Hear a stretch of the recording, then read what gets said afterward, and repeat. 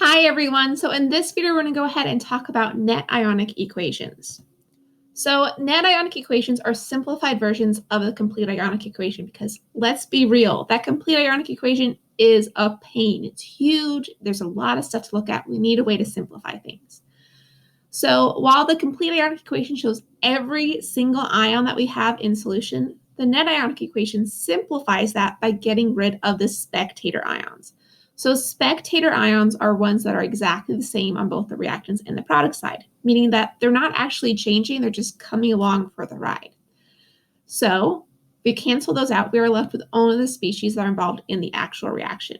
Now, that last bullet point there, I do not have in your notes, so go ahead and make sure you write that down there. The ions which are present but are not part of the reaction are known as spectator ions, so make sure you add that to your notes. Okay, so we care about net ionic equations, number one, because they're simpler to look at, but they also are helpful as they show us groups of reactions that give us the same products. So maybe you want to make a particular chemical compound, but you're out of one of the reactants you usually use for that reaction. Net ionic equations allow you to compare other possibilities to find out how you might still be able to make it with different reactants and still get the same product. So there are only two steps to writing net ionic equations. The first thing is after we have that complete ionic equation, we cross out the spectator ions. So those are the ones that are exactly the same on both the reactants and the product side.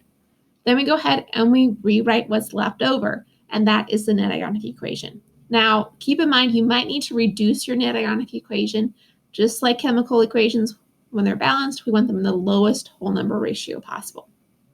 Now, one thing that can sometimes happen with net ionic equations is all of the ions are the same. You cross them out because they're all spectators. This means that a reaction has not occurred, and therefore nothing's really changed. So that can happen sometimes. Let's go ahead and try a few examples and see how this works out.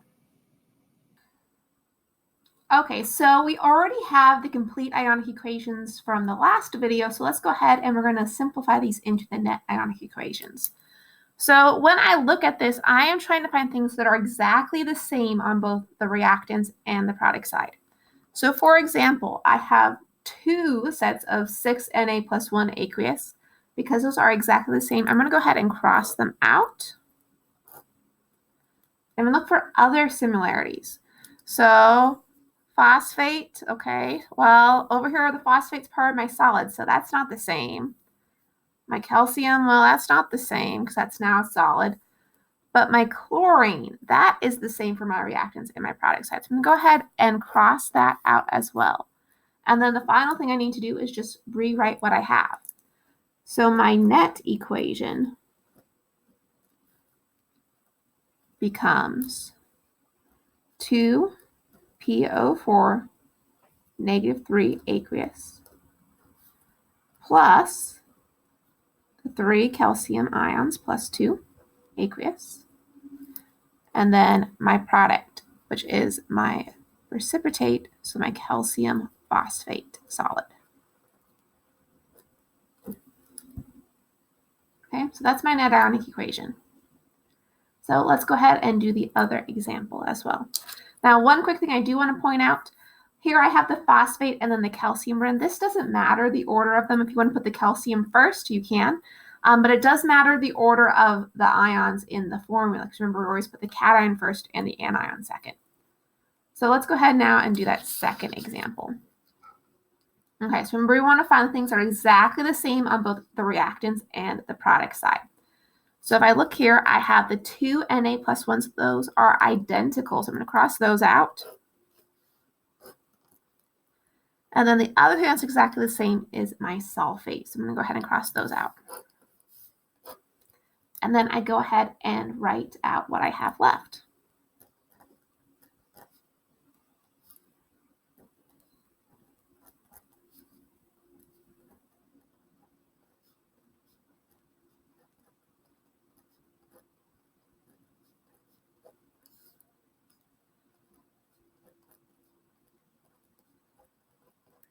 Okay, now one thing you will notice is I have a 2 in front of each of these. So I can actually simplify or reduce this reaction just like with our regular balanced chemical equations. If we can reduce it, we want to go ahead and do that. So my final answer here is going to become OH minus 1 aqueous plus my hydrogen ion reacts to give me liquid water. Okay, now this net ionic equation here is really, really special, and you're actually going to see it a lot of times because this is a key sign that you have an acid-base reaction. Okay, so by looking at net ionic equation, we can tell also what type of reaction is what class. But that's one of the net ionic equations you're going to see a whole lot with this unit. So I hope this helps. If you have any questions, please let me know. Otherwise, have a great day, everyone. Bye.